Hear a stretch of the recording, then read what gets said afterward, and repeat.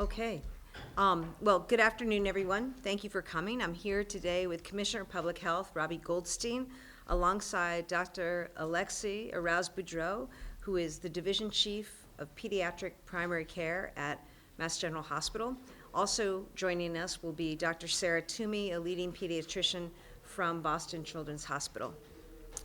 We're here today to share some updates on Massachusetts' continued leadership in public health and vaccine access. Tomorrow in Washington, the Advisory Committee on Immunization Practices, ACIP, begins a two-day meeting to vote on recommendations for MMRV, measles, mumps, rubella, and chickenpox, hepatitis B, and COVID vaccines. So that's tomorrow. We know that the Advisory Committee on Immunization Practices begins a meeting in DC for 2 days to discuss these various vaccines, including COVID, hepatitis B, and your measles, mumps, rubella, and chickenpox vaccines. They will be voting on recommendations. This is the panel that RFK Jr. recently purged of its entire expert membership and replaced with his own handpicked people, many of whom share his anti-vaccine, anti-science views. We hope, nevertheless, that they do the right thing the next 2 days and follow the science, and I urge them to do so. It is concerning, however, that just this morning, the previous CDC director testified that she was fired by Kennedy for refusing to approve sight unseen, science unseen, this new panel's recommendations before they're even issued. Some of you may have followed that testimony this morning in Congress. But I am here today to say that whatever happens in Washington, Massachusetts is going to make sure that we are providing and protecting for your public health. We will make sure that vaccines are available to people in Massachusetts. So today we're taking further action to ensure that all Massachusetts residents have the ability to get the vaccines that they want and need for themselves and for their children and for vulnerable family members. This morning, our Commissioner of Public Health, Dr. Robbie Goldstein, issued COVID vaccine guidance. These recommendations are informed by medical experts. They're aligned with the Northeast Public Health Collaborative that we're a leading member of. And we're making sure that public health is backed by science here in Massachusetts. We're also making sure that all medically recommended vaccines are available in Massachusetts. Earlier this month, Commissioner Goldstein wrote a standing COVID vaccine prescription for every eligible person in the state. We also made sure that insurance plans would cover vaccines at no cost and that pharmacists and pharmacies were ready to distribute COVID vaccines. Today, we're also making sure that your local boards of health in our cities and towns are able to give out recommended vaccines as well. So bottom line, in Massachusetts, if you want a vaccine, you'll get a vaccine. This is true for flu and COVID vaccines. It's also true of children's vaccines, including measles and chickenpox. And it's true of every science-backed vaccine that our public health experts recommend, and it will stay that way. We're the healthcare leader in this country, and we're not going to let Donald Trump or RFK Jr. stand between patients and the care that they need and want. I'd now like to invite Commissioner Goldstein to say a little bit more about these recommendations. Thank you. Thank you very much, Governor. Good afternoon, everyone. I want to start by expressing my gratitude to the Governor for her commitment to science and her unwavering support for public health. To share with you what we're doing today, earlier this morning, the Department of Public Health posted COVID-19 vaccine recommendations for the 2025-2026 season. These recommendations come with supporting statements from the Northeast Public Health Collaborative and also are backed by the professional societies across this country. Those recommendations say that everyone in Massachusetts is recommended to have a vaccine if they are 6 months of age and older. They place specific emphasis on those who are at higher risk for severe disease from COVID-19, including those who are 0 to 23 months of age, those who are 65 and older, those who have underlying medical conditions that put them at higher risk, and those who live or work in an area of high-risk exposure. Some may say that what we've done today is a new process, but I think what we've posted today on our website and the process that we used over the past few weeks is actually the established process and the correct process. We got here by looking at data. We looked at data from across the country, understanding the risk of COVID-19, the safety of the vaccines for COVID-19, the benefit of those vaccines. We looked at data from Massachusetts to understand which populations are at greatest risk and how we can protect those individuals. We looked to the professional societies, the American Academy of Pediatricians, the American College of Obstetricians and Gynecologists, and the American Academy of Family Physicians. And we looked to public health leaders across the region in the Northeast Public Health Collaborative. Together, we came up with unified recommendations and recommendations that will protect people from COVID-19. I want to say that I come to these recommendations and we're putting these recommendations out. I come as the Commissioner of the Department of Public Health, entrusted with the responsibility to protect the health and well-being of everyone in this Commonwealth. But I also come to these recommendations as a former advisor at the Centers for Disease Control and Prevention, someone who watched nearly every ACIP meeting throughout the COVID-19 pandemic, someone who was engaged in the process to evaluate the data, understand the safety and the effectiveness. But I also come as an infectious disease physician, someone who worked in the hospital during the COVID-19 pandemic, who sat at the bedside in the ICU of individuals who couldn't access or benefit from the COVID-19 vaccine, and someone who sat in a clinic room and discussed the risks and benefits with individuals. What I want everyone to take from this is to understand that there was a process to come to these recommendations. It's a process backed by science and evidence. It's a process that should be trusted, and a process that we're putting out transparently. If you go to our website, you can see our recommendations. You can see the data that those recommendations are based on. You can see the collaboration across the Northeast region. And with that, I will pass it back to the Governor for additional remarks. Yeah. Thanks so much, Commissioner Goldstein, Dr. Goldstein. And, we're very lucky to have you on the job here in Massachusetts at this time when, frankly, states are having to step forward and fill the void left by the total abdication of responsibility by the federal government. That's what's happening here, to be clear. And so I just really, really appreciate your background and your comments and the way that DPH has responded so quickly in this moment.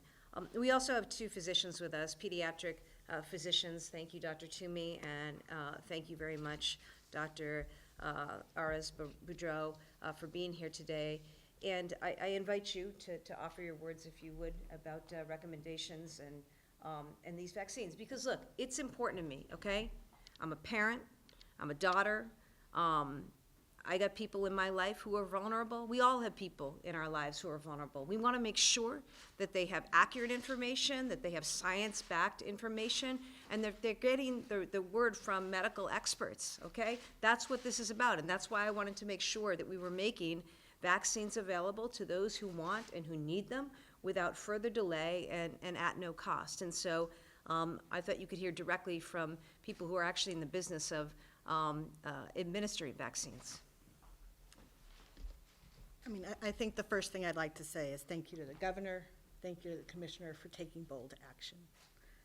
Last respiratory season, there were 44 pediatric deaths due to COVID. 4 of them were in the state of Massachusetts. When vaccines are so safe and effective, that is one too many. As a mother of 3, I make sure that my daughters, each respiratory season, are fully vaccinated. I really appreciate the fact, as a mom and as a pediatrician, that I can now offer those vaccines again to any of my patients and to my own children. Thank you. Thank you. Thank you, Doctor. Thank you for asking us to come. I do think this is an extremely important issue. As a pediatrician, mother, and as the chief safety and quality officer at Boston Children's, I just want to say what we know is that there is a long history of vaccines being safe and effective. And more than that, as Alexi just responded to is that what we know is that vaccines protect our children, our families, and our communities from very serious disease. This really is extraordinarily important that people continue to get vaccinated, continue to follow the science. And I'm just grateful to be living in Massachusetts where it's clear that we are committed to doing what's best for our children and for our communities. Thank you both very much. We're happy to take any questions. We'll start on topic. You said, Doctor, you said 4 pediatric deaths due to COVID in Massachusetts. Last round, And out of how many in the country? 44. Out of 44. So why is it higher relative to, shouldn't it be like 2%? Why do you believe it was so much higher? And then if I could, why these recommendations for 6 months to 23 months for children to get the vaccine? Why don't we start in reverse, if you want, Commissioner Goldstein, on that? Yeah, I'm happy to start. So on the point about 6 to 23 months of age, I'll just first note that the COVID-19 vaccine approved for children is only approved for 6 months and older. But we do know from the data here in Massachusetts and across the country that children 6 months to 23 months of age carry a significant risk for severe disease from COVID-19, including emergency room presentations and hospitalization. That risk approaches what we see in the older age group, in those that are 55 and older, and in particular, sometimes we see the risk even reaching that for 65 and older. So that's an incredibly vulnerable population in the Commonwealth and across the country. And so it's really important that those young children, those young babies, get the vaccine to protect themselves going into the respiratory virus season. And I'd also just say, look, these folks are in the business of providing care, and God bless them, okay? They're not going to get into politics and engage in that. And I just appreciate the work you do day in and day out. I also want to say, while this is an announcement today about COVID, because that's the timing of where we're at, I want you to know, and the reason that I mentioned that RFK is convening his newly configured panel of people for ACIP the next 2 days, they're going to be looking at childhood immunizations.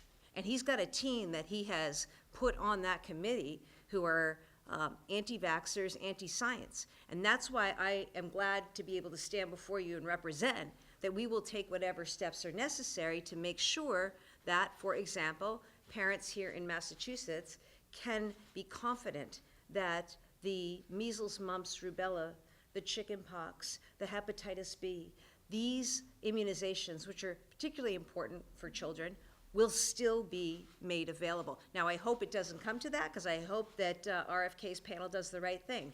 But suffice to say, I don't have a whole lot of confidence that they're going to, and that is why Commissioner Goldstein and the Department of Public Health are ready to move.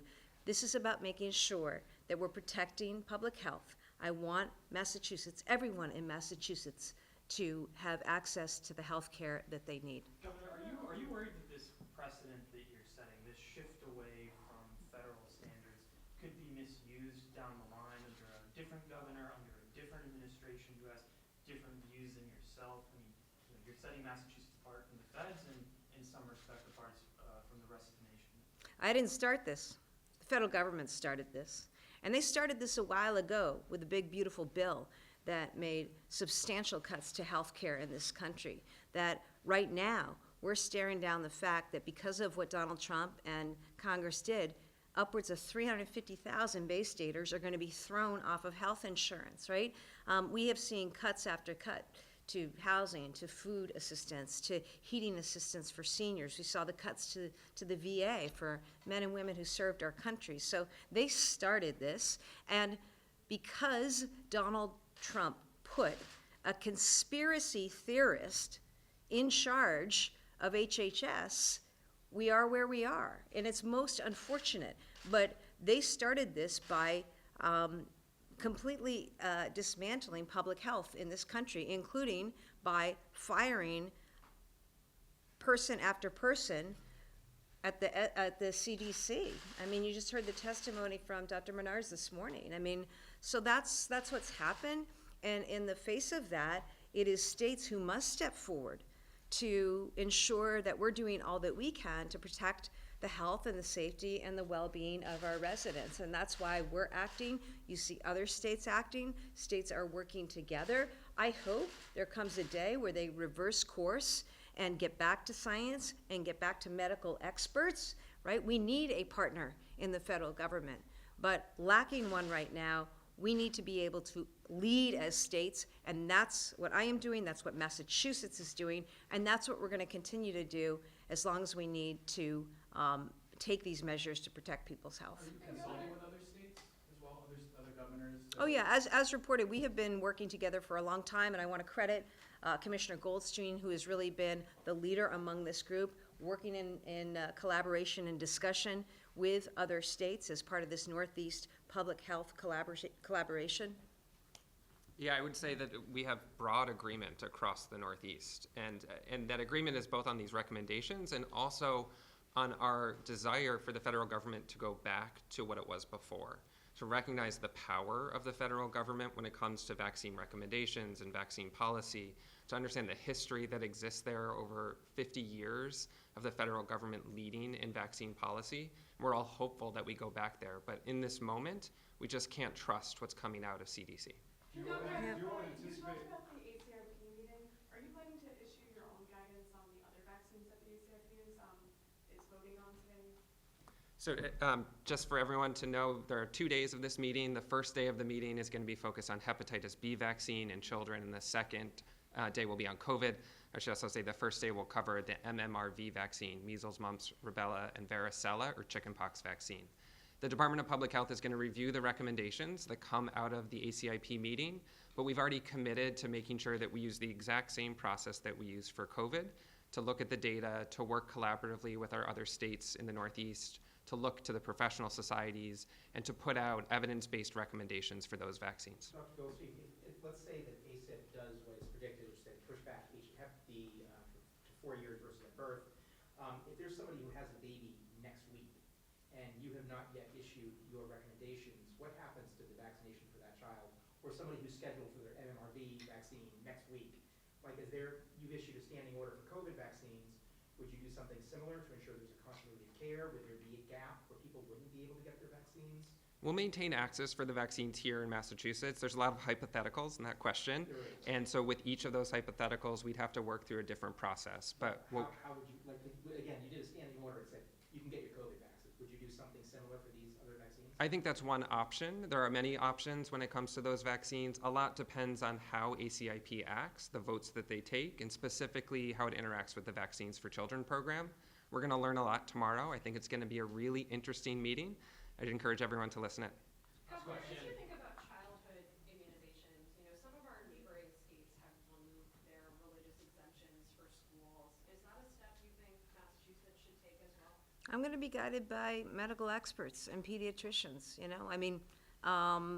I think that childhood immunizations have been part of what we do in this country, and I think they've proven to be to great success. Was a polio vaccine discovered here?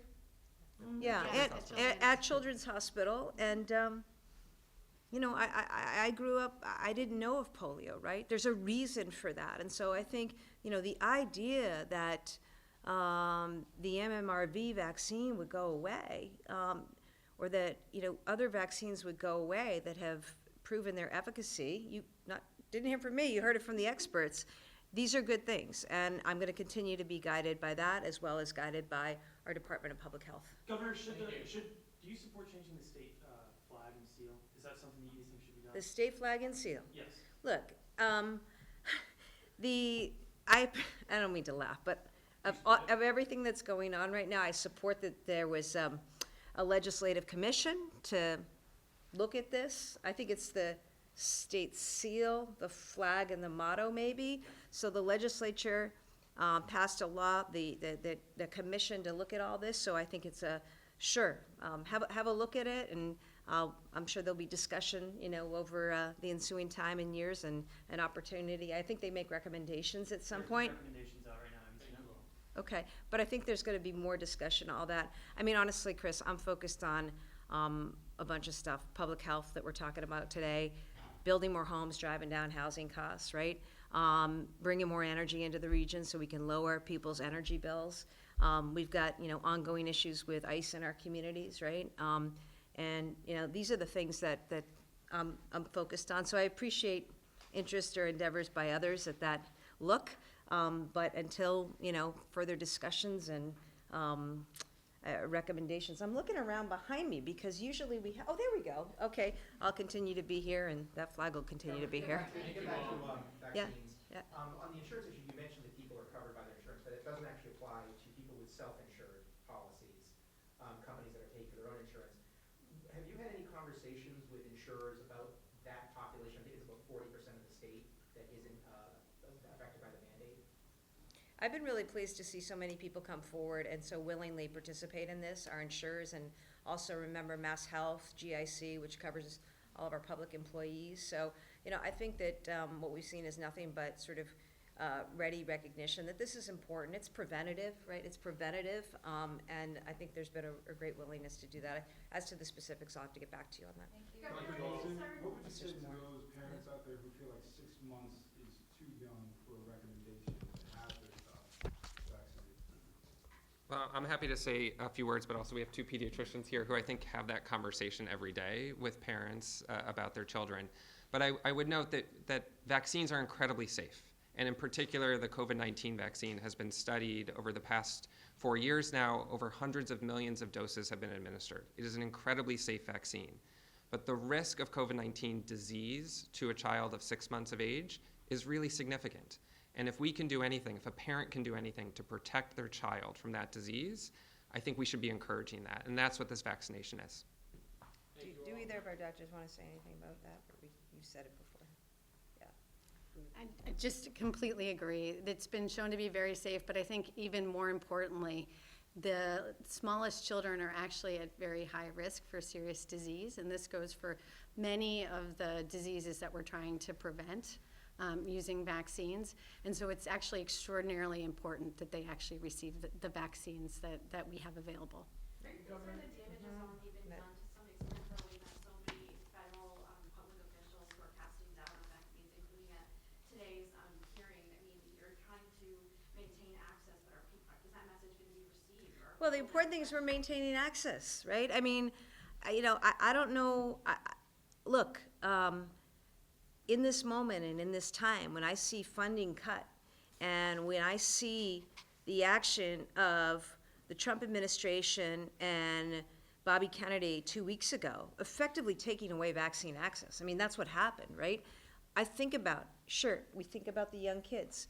I think about cancer patients. I think about senior citizens. I think about people who are immunocompromised. We all know people who fall in those categories. There are many, many, many people in Massachusetts who are vulnerable, who want and need access. So we made that access available. It's as simple as that, okay? It's as simple as that. I'm proud that Massachusetts did that. I'm proud that nothing is standing between somebody in Massachusetts and their desire for a vaccine. That's what this is all about. And so I appreciate the team for operationalizing so quickly. I'm sorry that we had to do it in the first place, that the federal government walked away from their responsibility, but I'm glad that we were able to do it, and I give great credit, to the Massachusetts healthcare system. And I just want to say that again, okay? There is no healthcare system in the entire country like we have in Massachusetts. That's why we're #1 in healthcare, in fact. The system of hospitals and community health centers and providers and medical schools and teaching institutions, it's really amazing. And, as they came together and worked together in COVID, they continue to work together now with our administration in doing what we need to do to make sure that we're able to deliver care. And it's become increasingly hard given the absolutely devastating and misguided cuts by Congress and the Trump administration. In the same way, the defunding of medical research and discovery is so misguided. I mean, who does that? Who kills hope by taking away research funds when people in Massachusetts right now are on the cusp of discovering cures and treatments for ALS and Parkinson and all sorts of cancers, right? But unfortunately, folks, that's the world we're in right now, And in Massachusetts, we're just going to lead and take care of one another and take care of our people. So thank you. Thank you.